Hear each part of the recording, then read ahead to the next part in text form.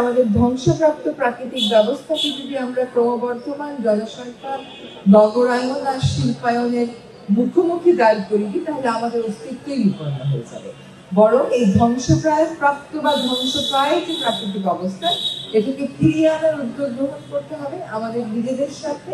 আমাদের দেশটা যদি প্রাকৃতিক সম্পদের দিক থেকে, গাছের দিক থেকে বিবেচনা করি, তাহলে এটা আমাদের আসলে একটা ঘোষণার প্রবণতা। এখানে কোনো আলাদা প্রয়াসের দরকার নেই, গাছ নিজেই হয়। একটা বনে সিলেটে একবার আগুন লেগেছিল, বনে ঠিক লাগেনি, একটা গ্যাস সিলিন্ডে আগুন লেগেছিল, উল্টো দিকে পুরো বনটা পুড়ে গেছিল। 10 বছর পর কোনো মানুষ ওখানে গেলে মনে হয় নাই যে এই বনটা কখনো পুড়ে গেছে। যখন সুন্দরবন খুব ক্ষতিগ্রস্ত হলো, আমরা মানুষেরা শুধু বিরক্ত করলাম না সুন্দরবনকে, নিজে নিজেই সে আবার ফিরে আসলো।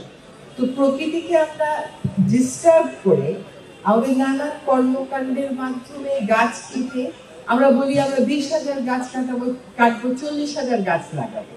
এই যে একটা বৈসাদৃশ্যপূর্ণ উন্নয়ন মডেল আমাদের, এই জন্যই আসলে আমাদের এত বড় বড় বিপদগুলো হয়।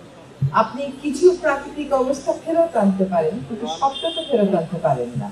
যেমন আমরা আজকে এই বৃক্ষরোপণ কর্মসূচিটা শুরু করব, বাংলাদেশে আসলে বৃক্ষরোপণ কর্মসূচি হওয়ারই দরকার ছিল না। এখানে এতই গাছ ছিল এবং আমরা এতই প্রাকৃতিক সম্পদে ভরপুর ছিলাম, কিন্তু এখন আমরা এমন অত্যাচার করলাম প্রকৃতিকে যে এখন আবার ওইটা সংশোধন করার কাজটা আমাদেরকে শুরু করতে হচ্ছে।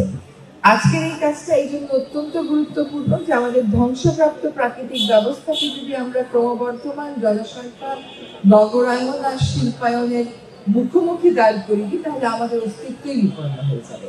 বরং এই ধ্বংসপ্রাপ্ত বা ধ্বংসপ্রায় যে প্রাকৃতিক অবস্থা, এটাকে ফিরিয়ে আনার উদ্যোগ গ্রহণ করতে হবে আমাদের নিজেদের সাথে, আমাদের পরবর্তী প্রজন্মের সাথে, সবচেয়ে বড় কথা হলো দেশের সাথে। আরেকটা হচ্ছে যে আপনার তো থাকার একটা জায়গা আছে, আপনার নিজের একটা বাসা আছে, নতুবা একটা ভাড়া বাসা আছে, কিন্তু আমরা সৃষ্টির সেরা জীব হিসাবে অন্যান্য প্রাণীগুলো কিন্তু আমাদের দায়িত্বে আল্লাহ তাআলা দিয়েছেন, সেগুলোর ব্যাপারে আমরা কোনো কাজ করতে চাই না। প্রায় সময় আমরা যারা পরিবেশ করি আমাদেরকে এই কথা শুনতে হয় যে মানুষের জন্য মায়া নেই, বাঘের জন্য মায়া। সেই মায়াটাই তো আসল মায়া। কারণ মানুষের জন্য আপনার মায়া থাকবে কোনো না কোনো স্বার্থের কারণে, কিন্তু আপনি যখন রাস্তার কুকুরের জন্য মায়া দেখান, বনের পশু পাখির জন্য মায়া দেখান, সেখানে আপনার কি স্বার্থ থাকতে পারে আমাকে বুঝিয়ে বলেন। এটাই তো একেবারে নিঃস্বার্থ ভালোবাসা। এই যে গাছগুলো লাগানো হবে, এই 5 লক্ষ গাছ দেশীয় প্রজাতির গাছই নির্বাচন করা হয়েছে।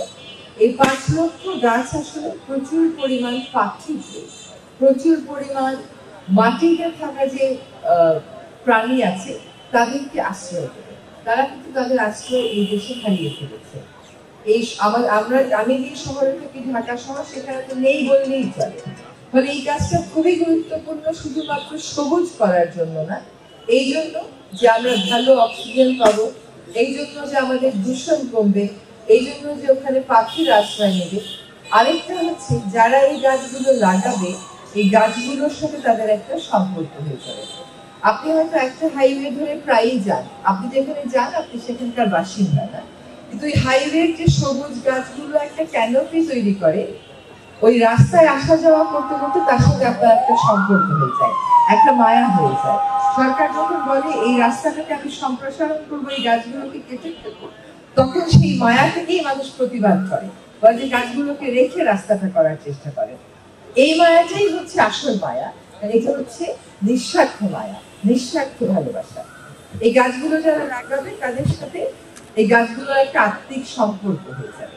আমি আশা করি যে প্রাঙ্গণে গাছগুলো লাগানো হবে, যে জায়গায় গাছগুলো লাগানো হবে, আমরা কেবল গাছগুলো লাগিয়ে বসে থাকবো না, এগুলোর যত্ন করবো, রক্ষণাবেক্ষণ